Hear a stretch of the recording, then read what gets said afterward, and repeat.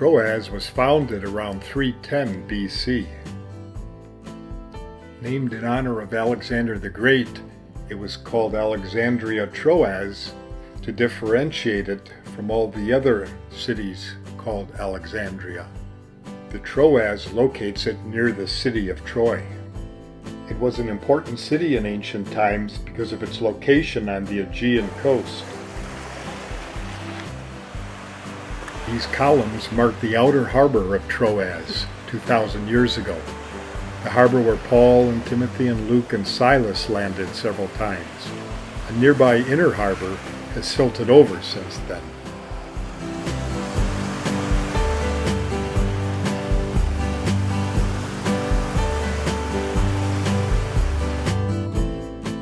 A short bus ride from the harbor and then a short walk brought us to the ruins of the ancient Roman baths. And these Roman baths are actually size-wise the biggest in Turkey.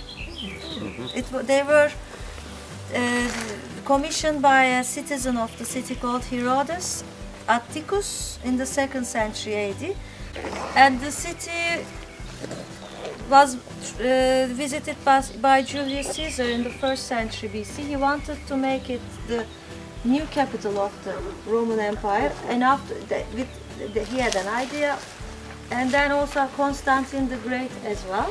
They liked this location, but somehow he decided to move the capital to Constantinople, to Istanbul later on, and it was a very extended city. Though it was once an extensive city covering over 1,000 acres, it has been reduced to a few ruins overgrown by trees and shrubs and receiving few visitors. Recent excavations are uncovering some more ruins over near the parking area. It's been reported that the city walls were over 5 miles in length. Paul visited here on the 2nd and 3rd missionary journeys, and on the 3rd journey he stayed here for 7 days.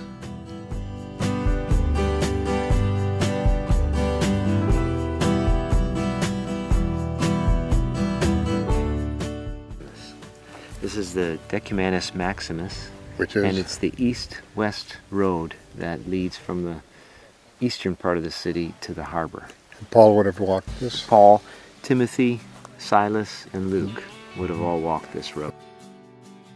The site of ancient Troy has been occupied from around 3000 BC to 400 AD.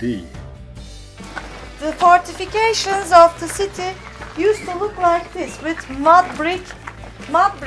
How they would be making the mud bricks? They would mix the clay with straw and some pieces of stones, and they would make a brick with it. So they would dry it under the sun for like 40 days, and then they would get harder, and they would use these mud bricks for the fortifications. But because it was made of clay, it had to be maintained every year, like pressing the top part of the walls, and then adding some more layers.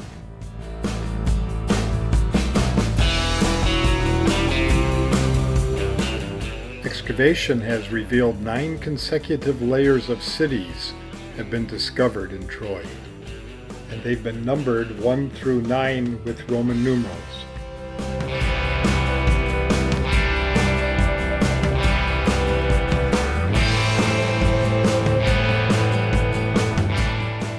Arrowheads dating back to the 12th century BC have been found. And this is the wall from like 1200 BC. Many are surprised to learn that Troy is not actually in Greece, but is near the Aegean coast in modern Turkey. This entrance was curved so that a battering ram could not be used for entry.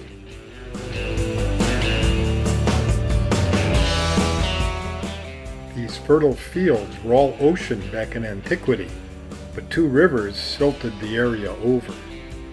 like 3000 BC to 2500. Can you imagine? They didn't have any strong metals yet, so they would only use like copper, so they could only shape stone with copper. That's why they only used natural stones for the fortification. This ramp up the fortification wall dates back to Troy number 2, well before 2000 BC. Troy was an important religious center, and this sanctuary dates back to the 7th century BC as part of Troy 6 and 7. You can see 2 wells. One would have been for the sacrificed animal blood, and one a water well for washing. And of course, if you want to promote Troy, you can capitalize on the legend of the Trojan horse.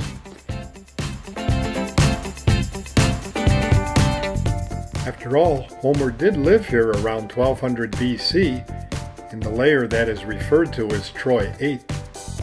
And yes, the horse is open to the public. This is what it looks like. And this is the view from the top.